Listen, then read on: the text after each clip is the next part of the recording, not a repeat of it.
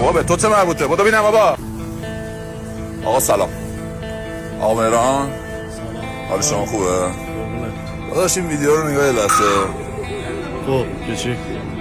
شمایی؟ چطور؟ داداش شمایی؟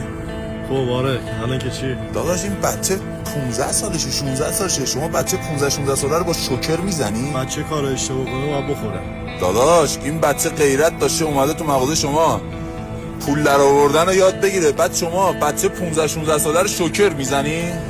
یا حالا شده که چی الان؟ شده که داداش نمیشه که داداش. چیه؟ شما یه وایس اون بعد الان داداش این بچه گناه نره داداش، به شما مربوط نمیشه این بچه خدایی گناه. بابا به تو چه مربوطه؟ بودو ببینم بابا، بودو ببینم.